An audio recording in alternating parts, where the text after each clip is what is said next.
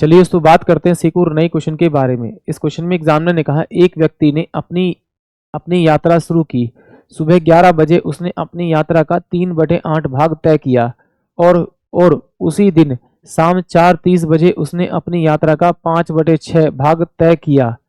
उसने अपनी यात्रा शुरू की, ये एग्जामिनर मुझसे पूछ रहा है। तो चलिए आइए सॉल्व करते हैं।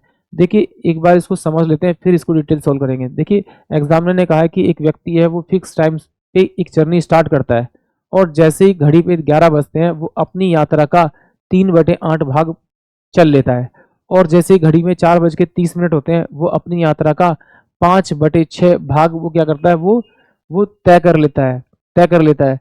तो उसने पूछा है कि उसने अपनी यात्रा कितने बजे आरंभ की थी। अगर मुझे 11 से और 4:30 के बीच का टोटल डिस्टेंस मिल जाए कि उसने कितना डिस्टेंस चला है, तो इन दोनों से मेरा टाइम आ जाएगा। डिस्टेंस अपॉन में टाइम करूंगा तो मेरे पास में स्पीड आ जाएगी। अगर मुझे आदमी की स्पीड मिल जाएगी तो उसने 11 बजे तक कितना डिस्टेंस कवर किया है, उस डिस्टेंस को अगर मैं स्पीड से डिवाइड करूंगा तो मुझे टोटल टाइम मिल जाएगा। और 11 में से अगर उस टाइम को माइनस करूंगा तो मेरे पास में वो टाइम आ जाएगा जिस टाइम उसने अपनी जर्नी स्टार्ट की।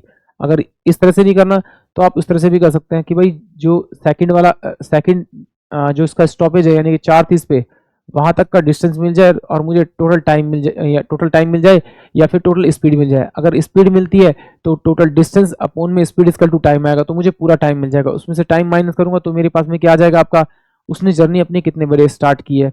और अगर टाइम मिलता तो मैं डिस्टेंस अपॉन में टाइम कर दूंगा, मुझे स्पीड मिलती। तो चलिए इस पर इसको सोल्व करते तो अच्छे से समझ में आएगा। देखिए एग्जामिनर ने कहा कि भाई एक फिक्स पॉइंट है, ये पॉइंट है, इस पॉइंट से चलना शुरू करता है और जैसे घड़ी में 11 बजते हैं तो अपनी यात्रा का ये क्या करता है 3/8 हिस्सा पूरा कर लेता है। फिर ये आगे बढ़ता रहता है और जैसे घड़ी में 4:30 होते हैं ये अपनी यात्रा का 5/6 हिस्सा पूरा कर लेता है, 5/6 हिस्सा कर लेता है। अगर मैं इन दोनों के बीच का डिफरेंस देखूं, टाइम का डिफरेंस देखूं, यहाँ से यहाँ तक जाने में उसको कितना टाइम लगा, तो 11 के बाद मेरे पास 12 आएगा, 1 आएगा, फिर मेरे पास में 2 आएगा, फिर 3 आएगा, फिर 4 आएगा, फिर मेरे पास में 1/2 यानी आधा घंटा आएगा। तो 1 2 3 4 5 5 सही 1/2 यानी 11/2 आवर का समय लगा हुआ उसे यहाँ से यहाँ तक जाने में। तो अगर मैं टोटल डिस्टेंस मान लूँ, इसका एज्यूम कर लूँ कि ये मेरे पास में 6 और ये मेरे पास में 8 है। अगर मैं टोटल डिस्टेंस मान लूँ कि 24 है, यानी कि यहाँ से लेकर यहाँ तक का पूरा डिस्टेंस जो है उसकी पूरी जर्नी का डिस्टेंस क्या है 24 है। तो 24 में से 3/8 यानी 8×3 = 24, 9 किलोमीटर जो चला है वो 11 बजे तक चला है। और यहाँ पर देखो 5/6 जो चला है वो 4:30 तक चला है। तो इसको मैं अगर सॉल्व करूंगा तो ये कितना होगा आपका, ये कितना 6 चौक 24 और 5 चौक 20, तो वो 20 किलोमीटर चला है। अब यहाँ तक ये 9 किलोमीटर चला है, यहाँ तक ये 20 किलोमीटर चला। तो इन दोनों का डिफरेंस करूंगा तो मेरे पास डिफरेंस यही आएगा डिस्टेंस का। तो डिस्टेंस का डिफरेंस कितना आएगा आपका 11 किलोमीटर।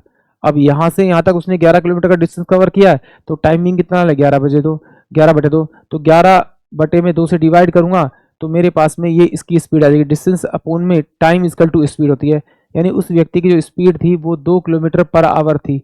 ये एग्जामिनर ने मुझे दिया था तो मैंने निकाल लिया उसे 2 किलोमीटर पर आवर। अगर मुझे उसकी स्पीड पता लगी तो उसका डिस्टेंस कितना था यहाँ से यहाँ तक का 9 किलोमीटर का। तो 9 बाय में अगर मैं 2 करूंगा तो मेरे पास में 4 घंटे आपका 30 मिनट आएगा।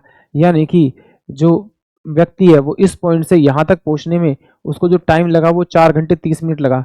अगर 11 में से 4 घंटे 30 मिनट निकालूंगा तो मेरे पास में 6:30 इस क्वेश्चन का करेक्ट आंसर आएगा। यानी कि सुबह उसे 6:30 पे अपनी यात्रा स्टार्ट की होगी, यानी कि ऑप्शन जो डी होगा वो इस क्वेश्चन के लिए करेक्ट होगा। एक बार फिर देखते हैं, अगर इससे ना निकाल के आप इससे निकालते तो आप इससे डिवाइड करते तो डिस्टेंस अपॉन में स्पीड इक्वल टू टाइम आता है, यानी कि 10 आवर आते। 10 आवर आते तो 4:30 यानी कि यहाँ पे 4:30 बन गए। 4:30 में से अगर 4 माइनस कर दूं तो यहाँ मेरे पास में 6 बचेगा, तो यहाँ पे कितना बचेगा 12 और ये 30 बचेगा। इसमें से फिर 6 माइनस करेंगे तो आपका 6:30 ही आएगा। यानी कि ऑप्शन जो मेरे पास में आपका डी होगा वो इस क्वेश्चन के लिए करेक्ट होगा। आई होप आप सभी को क्वेश्चन समझ में आया होगा।